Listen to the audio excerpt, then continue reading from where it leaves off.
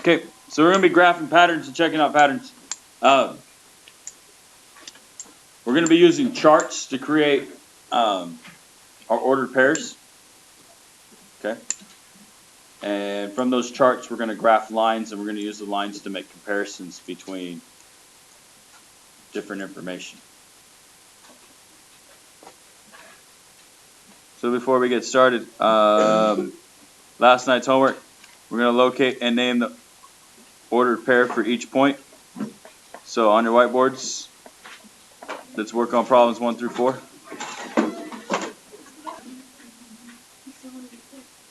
All right. So number 1, we're looking at A. So if we look at A, we can see we come across on the X and we stop at 5, right? And we go up 1. So our X coordinate is 5 and our Y coordinate is 1. So good job, Bridget. D. If we look at D, we go straight down to X and we're at 3. We go straight to the left to Y and we're at 3. So our ordered pair for D is 3, 3. Good job, Devin. Now we're going to locate, for 3, we're locating the point that's at 0, 2. So 0 is our X, it's right here, and so we go up 2, and the point that's there is B. Good job, Jonathan. And our last one is 1, 5. So we go to 1 on X, and we go up 5, and C is there. So C is our answer. Good job, Brendan. Okay. Now,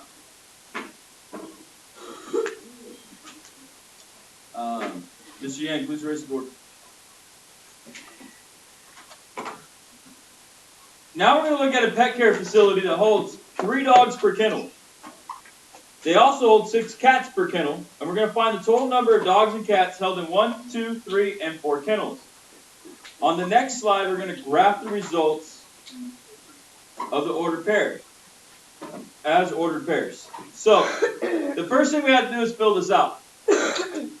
So if we're talking about dogs first, how many dogs are held in 1 kennel? No, 3 dogs. 3 dogs. So how many dogs can be held in 2 kennels? 6. And in 3 kennels? 9. And lastly, 4 kennels. 12. Then we're going to look at the cats. How many cats can be held in 1 kennel? 6. How many cats can be held in 2 kennels? 12. 18. 18. 24. 24. Okay, now in order to graph these, what do we need? What are ordered pairs?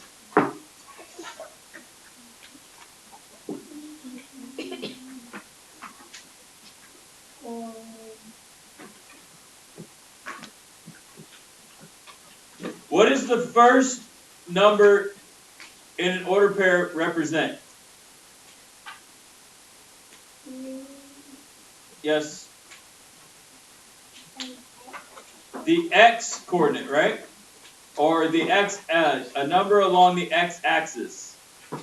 So what we're going to do is we're going to take our graphs and we're going to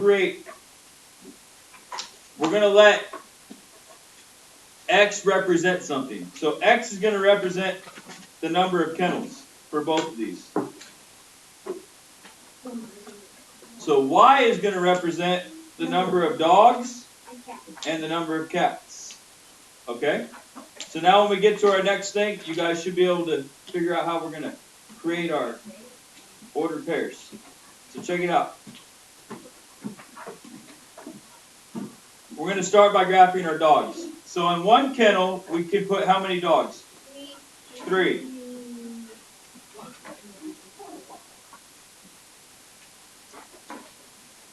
In 2 kennels, we can put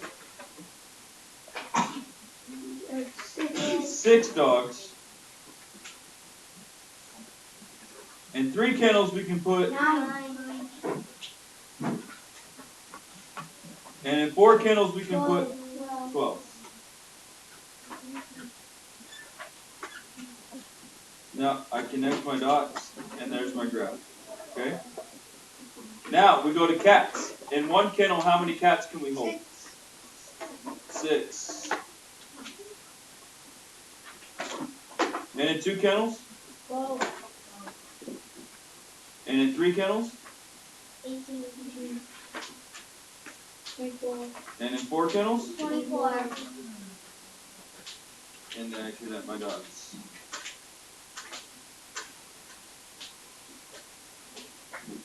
So that's how we graph off of a chart, okay? So you can see on the graph, our x-axis is the kennels, and our y-axis is the number of pets. Okay? So this is that's pretty much what we're going to do today. Okay? So now,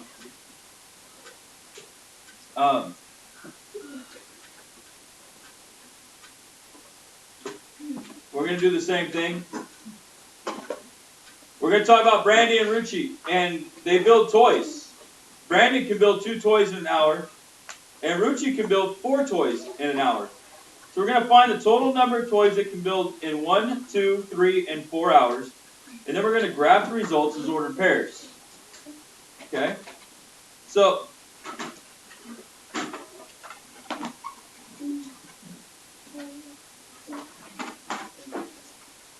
let's start with Brandon. How many toys does Brandon build in an hour? 2. In 2 hours? 4. 3 hours? 6. And in 4 hours? 8. Now we're going to go to Ruchi. Ruchi can build how many toys in 1 hour? 4. 2 hours? 8. 3 hours? 12. 4 hours. 16. Okay, so now we're going to take this and we're going to graph it on our graph. So we're going to start with Brandon. Okay? In 1 hour, Brandon builds how many? 2. 2. So look, let's look at our graph real quick before. Alright, hours are what? Hours are the what? Which axis are the hours on? X. The X. So the toys are Y. Y. So I like to label my charts. So I will come over here and I will put X and Y. X and Y. And I do that because then when I'm graphing, I can remember which one is X and Y without having to really think about it. So I'm doing one thing instead of 2, okay? So 1 hour he builds how many toys? We're going off of Brandon. So we're over here at 1 hour and he's going to make how many toys? 2 toys, right? In 2 hours he's going to make 4. in 3 hours? 6. And in 4 hours? 8. Okay, and then I connect my dots. Draw my line. We have to connect the dots. You want to, because what's going to happen is that line is going to make it easier to compare. Okay? You don't always have to, but we're going to do some comparison later, and you're going to see that if you draw the lines, you can see they're getting further apart or closer together. You can just compare your points if you want to, but I like doing it that way. Alright, so in 1 hour, how many is Ruchi going to make? 4. And in 2 hours, Ruchi makes? And in 3 hours? 12. And in 4 hours? 16. 16. 4.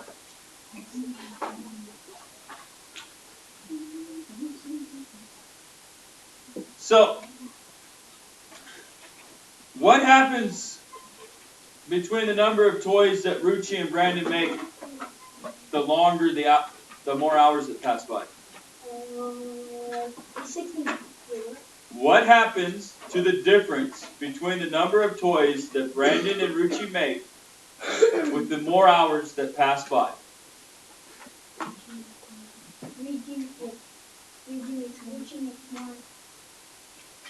So, does it increase the difference or does it decrease the difference? Increase. Increase.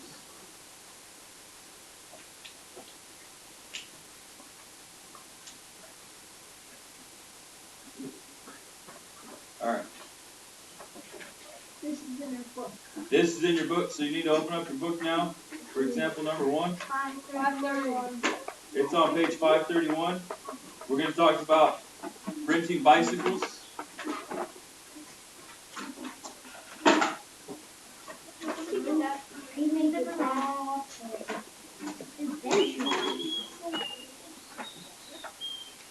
Alright.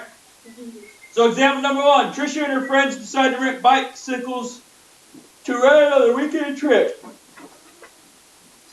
Bikes and More charges $5 for each hour, and Adventure Bikes charges $10 for each hour. We're going to find the cost of renting a bicycle from each store for 1, 2, 3, and 4 hours. Okay? So, Bikes and More. How much does 1 hour cost at Bikes and More? $5. How much is 2 hours? 15. 20. Okay. So that's the amount for each one of those at Bikes and More. Now we're going to go over to Adventure Bikes. 10. How much is an hour at Adventure Bikes? $10. And how much is 2 hours? 20. 30. 40. $30. 40. We're only going to 4. Okay. So there's our cost per hour for Adventure Bikes. Okay. Now look at. We're going to graph these. So like I said, like to label mine. So my hours are going to be X, and my cost is going to be Y. Okay? By labeling those like that, I know what my ordered pairs are now. Okay? And we're going to come over here and we're going to list our ordered pairs before we graph. Okay? So, the number of hours, X coordinate is going to represent the number of hours. Okay? So that's the number of hours for the rental. Then our Y coordinate is going to represent the cost.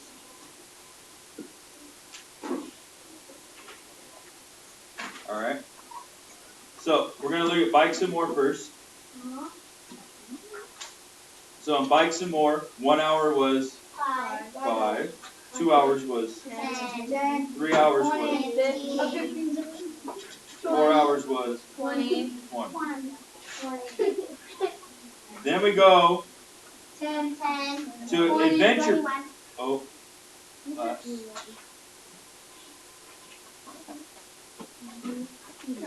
only answer the questions when I ask them, please. Please stop jumping ahead.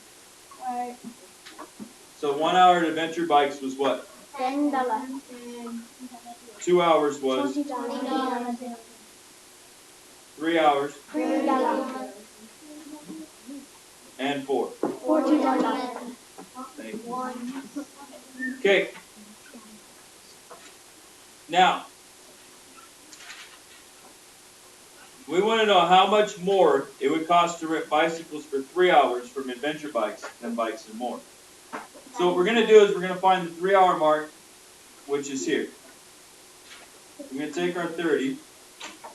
We're going to find the 3 hour mark from Bikes and More, which is here. And we're going to subtract it. 15 subtracted from 30 equals. So at 3 hours, it costs $15 more to rent a bike from Adventure Bikes than it does Bikes and More. Adventure Bikes must have the cool new bikes.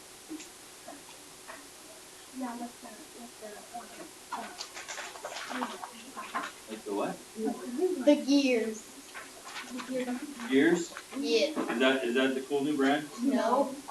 No, they're just Mustangs. Not even a Mustang. Volvo. Redline, GTs, and Dinos were cool when I was a kid. A GT. Mongoose. Now- Mongoose, yeah, mongoose. No, it's all about fit. We'll discuss bicycles after we're done with our math. Okay. All right. So now we're going to take the graph, the charts that we just created, and we're going to graph the cost of the bicycles. Okay. So we're going to graph each set of order pairs on a coordinate plane. We're going to level each set of order pairs. Does the difference in cost between the two stores increase or decrease as the number of hours increase? So, at 1 hour for bikes and more, how much does it cost us to get a bike? $5. At 2 hours. $10. At 3 hours. No, 15. And at 4 hours? 20. Then we go, Adventure bike.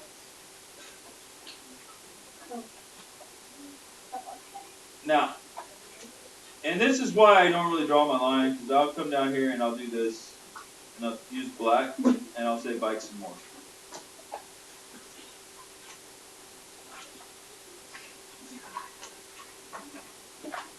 Okay? Bikes and more. Then, Adventure bike.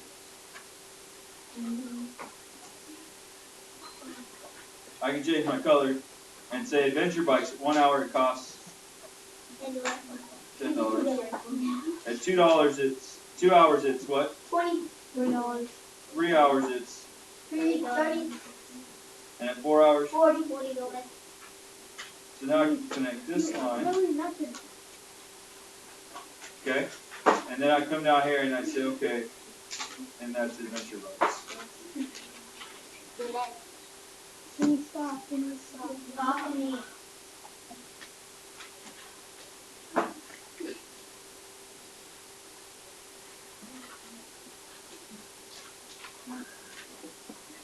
Okay?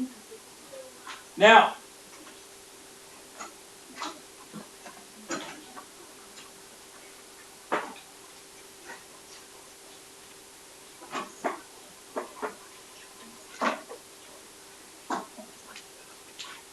the graph shows that the difference in cost between the two stores does what as the number of hours increase? Increases. So, we want to know if the difference in cost between the two stores increases or decrease as the number of hours increase. Increases. It increases, yes.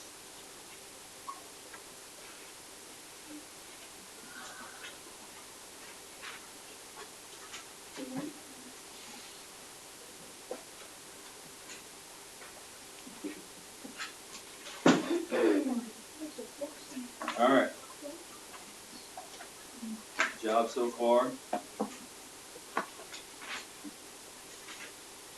Here's our guided practice. So you guys are gonna have, like I said, you should have plenty of time to knock out your homework and maybe even do some 10 marks today. So we're gonna get our guided practice done right now. Okay. All right, sit down, kids. All right. Birdseed is sold in 8-pound bags and 24-pound bags. A local store. We're going to find the cost of buying 1, 2, 3, and 4-pound bags of birdseed. I tell you what, this is a misprint. It's supposed to be weight.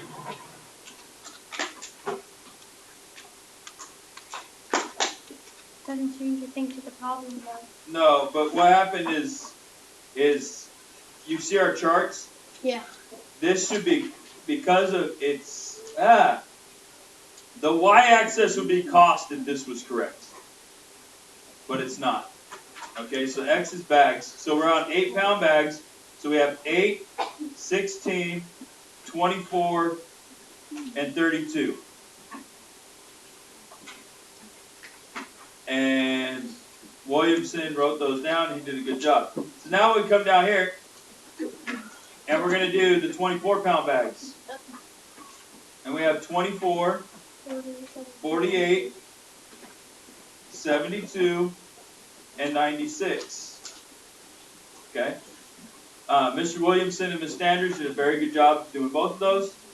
Now, we're going to let the x-coordinate represent the number of bags.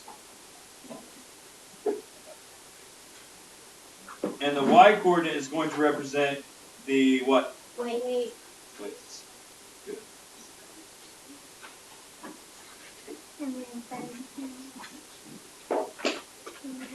So now we come down and we make our ordered pairs. So we have 1/8, 2/16, 3/24, and 4/32 for our 8-pound bags. For our 24-pound bags, 124, 248, 372, and 496. So now they want to know if we purchase 2 bags of the 24-pound and 2 pounds of the 8-pound, what the difference would be. 32. So here's our 2, and here's our 2. So we have to go 48, subtract 16, which equals 32. So Oh, you could have done that in an easier way too. You could have just added 16 and 16.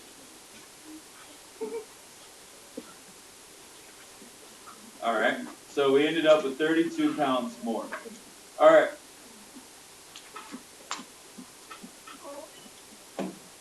You guys have some time to work on your homework. If you have any questions, raise your hands. Okay, Mr. Bedwell, you know what's funny? I was looking at my grades.